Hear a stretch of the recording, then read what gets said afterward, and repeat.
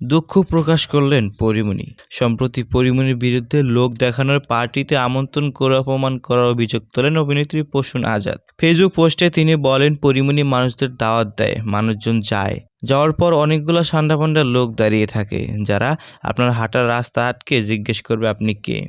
তিনি আরও বলেন, পরীমনি হয়তো জানে না তার নাম রোশন করতে যত লোক সে টাকা খরচ করে রেখেছে, তারা মূলত গেস্টদের অপমান করাই কাজ করছে।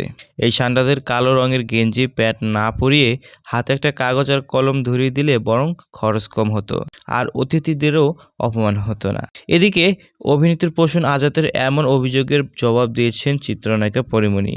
শুক্রবার রাতে এ নিয়ে নিজের ফেসবুক পেজে দিয়েছেন দীর্ঘ পোস্ট। পরি তার পোস্টে বলেন, প্রিয় প্রসূন আজাদ, আপনি আমাকে নিয়ে দীর্ঘ এক স্ট্যাটাস লিখেছেন যে আমি আমার লোক দেখানো পার্টিতে আপনাকে দাওয়াত দিয়ে নিয়ে এসে অপমান করছি।